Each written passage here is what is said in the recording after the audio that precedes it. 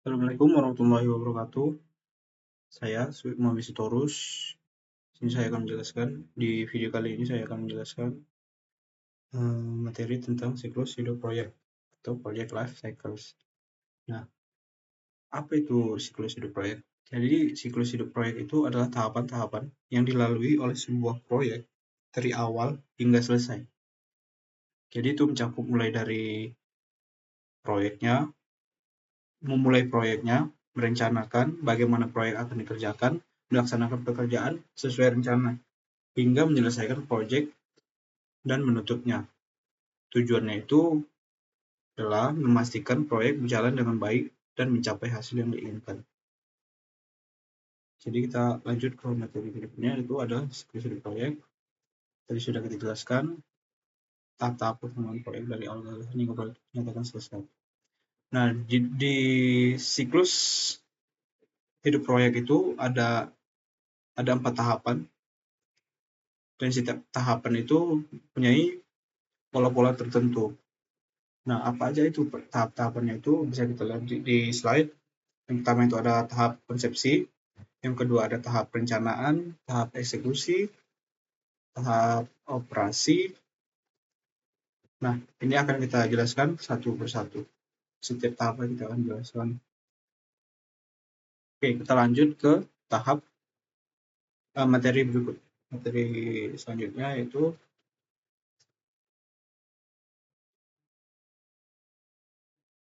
tahap konsepsi. Di tahap konsepsi ini dia dibagi menjadi 2 bagian. Yang pertama itu ada inisiasi proyek, kedua itu ada kelayakan proyek.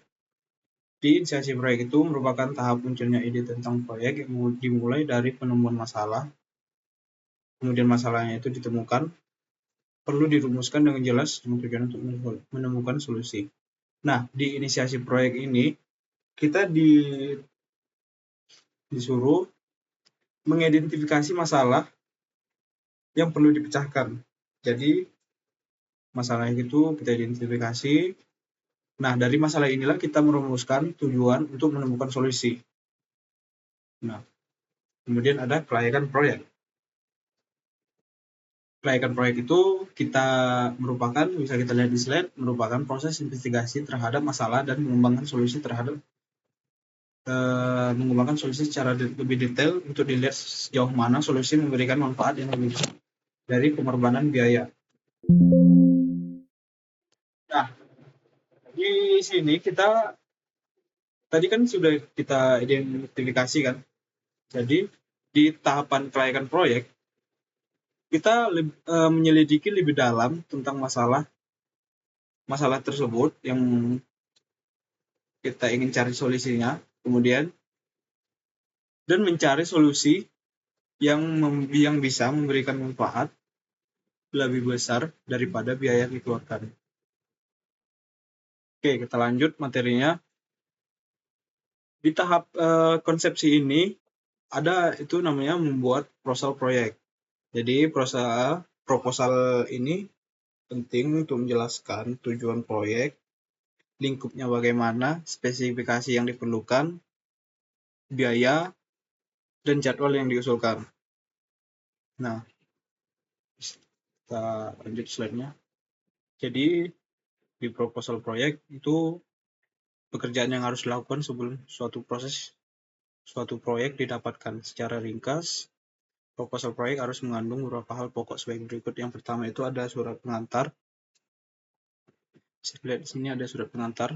Jadi surat pengantar itu bagian awal dari proposal yang memberikan gambaran singkat tentang kualifikasi dan minat kontraktor terhadap proyek yang diajukan. Nah, dalam surat pengantar itu di dalam itu ada identitas kontraktor, bisa nama, alamat, informasi, dan atau kontrak perusahaan. Yang kedua itu bisa pernyataan minat, itu mengungkapkan ketertarikan kontraktor terhadap proyek dan alasan mengapa mereka ingin terlibat. Yang ketiga itu bisa pengalaman atau kualifikasi. Itu di dalam itu bisa dituliskan ringkasan pengalaman relevan yang dimiliki kontraktor, termasuk proyek-proyek yang sebelumnya yang telah diselesaikan. Itu bisa jadi pertimbangan. Kemudian ada sertifikasi dan keahlian khusus yang mendukung kemampuan mereka dalam menangani proyek ini. Nah, yang kedua itu ada ringkasan eksekutif. Yang kedua, ringkasan eksekutif. Ringkasan eksekutif memberikan gambaran umum tentang proyek yang diusulkan. Itu bisa termasuk deskripsi proyeknya, tujuan proyek. Yang ketiga itu bisa hambatan, ya challenge atau tantangan dari proyek itu, masalah apa atau hambatan apa yang mungkin dihadapi serta selama pelaksanaan proyek tersebut, serta bagaimana kontraktor berencana untuk mengatasinya. Yang ketiga itu ada bagian teknis. Bagian teknis itu penjelasan rinci mengenai lingkup proyek dan pendekatan yang akan digunakan untuk menyelesaikan masalah. Yang keempat, manfaat dan keuntungan yang diperoleh. Di bagian ini, di sini dijelaskan manfaat yang akan diperoleh dari proyek bagi user atau pemangku kepentingan lainnya. Nah, kemudian ada jadwal. Bagian jadwal menyajikan rencana waktu penyelesaian proyek. Yang keenam itu ada bagian keuangan. Di bagian keuangan ini menjelaskan aspek biaya yang terkait dengan proyek. Yang ketujuh, bagian legal. Bagian legal ini menguraikan masalah hukum yang mungkin muncul selama pelaksanaan proyek ini. Yang ke-8 itu ada kualifikasi manajemen. Nah, bagian ini memperlihatkan latar belakang dan pengalaman tim kontraktor. Nah, jadi setelah proposal itu dibuat, kita akan masuk ke langkah berikutnya, yaitu pemilihan proposal proyek. Jadi setiap pembuatan proposal itu tidak langsung diterima begitu saja. Jadi ada evaluasi di tahap ini. Itu gunanya untuk memastikan bahwa semua persyaratan terpenuhi.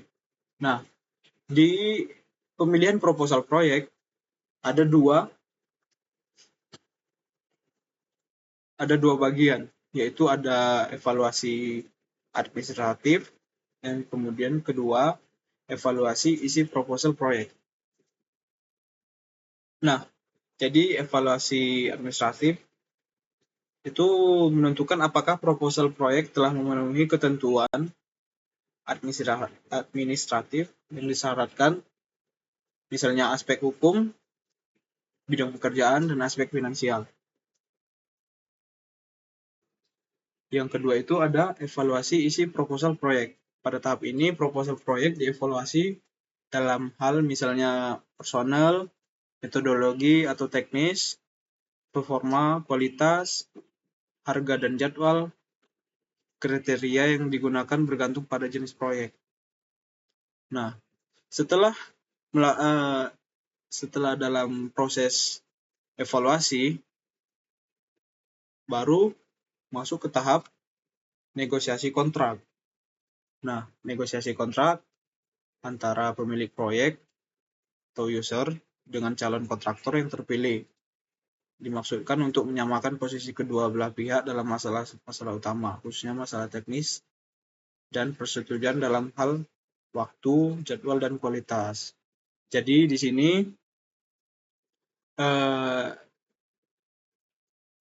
pemilik proyek atau user dan kontraktor itu bernegosiasi, yaitu bisa membahas persyaratan proyek antara pemilik proyek dan kontraktor.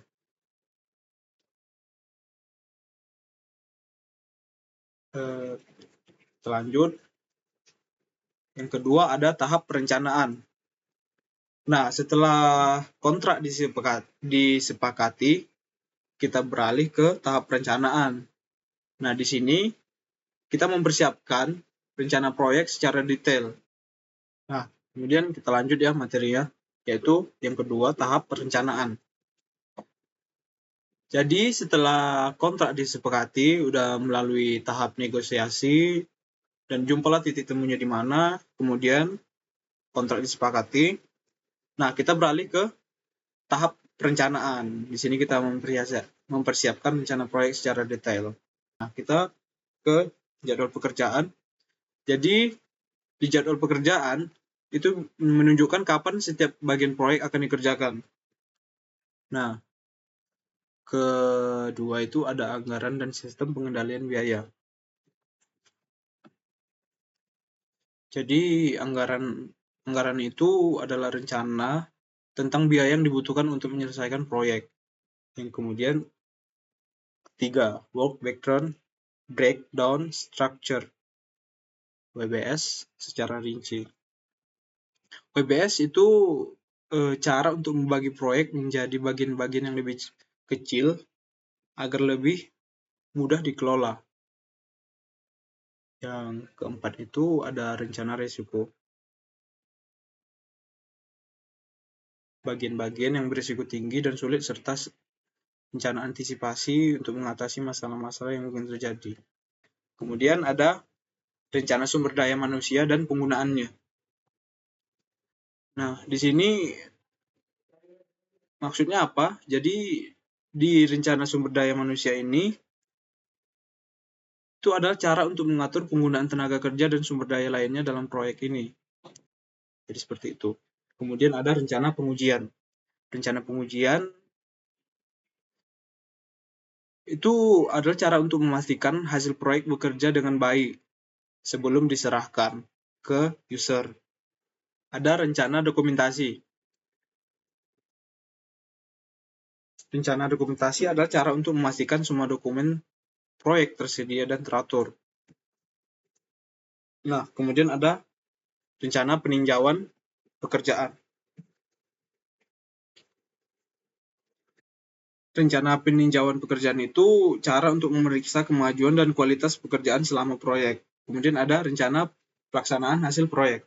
Nah, rencana pelaksanaan itu untuk menjelaskan bagaimana hasil proyek akan diimplementasikan. Jadi yang kedua itu ada penentuan spesifikasi proyek secara rinci. Di sini ada dua bagian ya. Pertama itu spesifikasi kebutuhan usernya, yaitu user ini akan berhubungan dengan hasil yang diinginkan oleh user secara umum. Spesifikasi kebutuhan user akan menentukan apakah hasil proyek dapat diterima atau tidak. Itu ada spesifikasi kebutuhan proyek. Jadi spesifikasi kebutuhan proyek terjemahan teknis dari kebutuhan user. Jadi terjemahan ini bisa dalam bentuk ukuran, kapasitas, kecepatan, dan lain-lain. Oke, kita lanjut ke tahap eksekusi. Jadi setelah perencanaan selesai, kita melanjutkan ke tahap berikutnya, yaitu tahap eksekusi. Yang tercakup dalam tahapan ini adalah pekerjaan seperti desain, pengembangan, pengadaan konstruksi, produksi, dan pelaksanaan. Nah, jadi di tahap ini kita melakukan pekerjaan nyata, yaitu tadi ya seperti desain, pengembangan, pengadaan, konstruksi, pelaksanaan. Di tahap-tahap dalam eksekusi itu ada 4, bisa dilihat di slide-nya. Yang pertama itu ada desain. Nah, pada tahap ini kita mengubah semua informasi dan rencana yang telah disusun sebelumnya menjadi bentuk yang lebih konkret gitu. Seperti membuat maket, itu membuat model atau contoh dari hasil akhir proyek seperti gambar atau prototype. Jadi kita membuat prototipenya seperti apa. Kemudian ada diagram atau skema. Nah, menggambar diagram yang menunjukkan bagaimana sebuah bagian dari proyek akan berfungsi dan terhubung satu sama lain. Jadi seperti itu. Yang kemudian ada pengadaan. Tahap ini dilakukan untuk menyiapkan material dan fasilitas-fasilitas pendukung. Yang ketiga itu ada produksi. Nah, setelah semua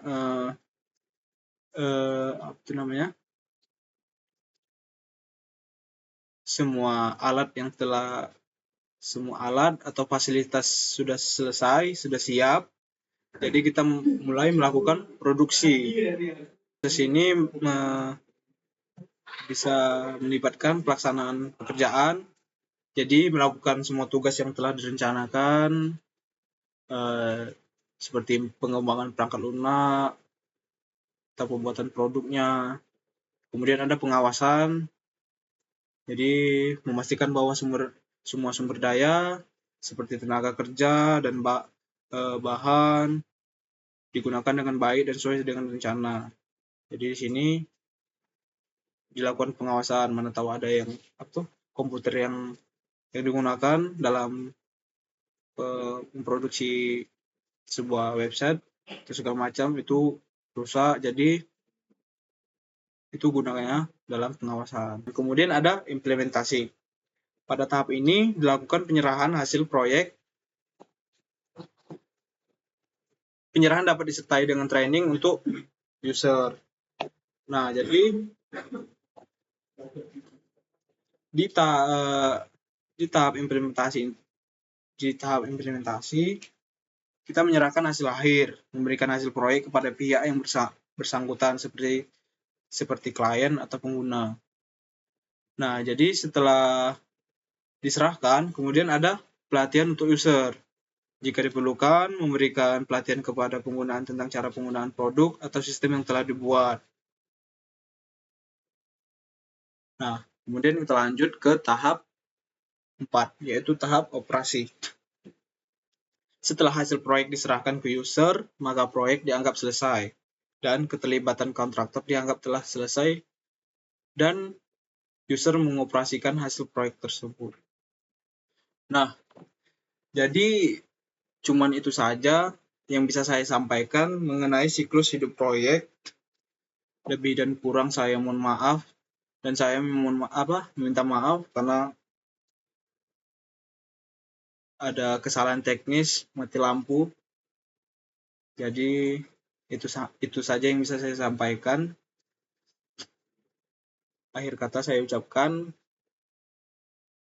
wabillahi taufiq wal hidayah. Assalamualaikum warahmatullahi wabarakatuh.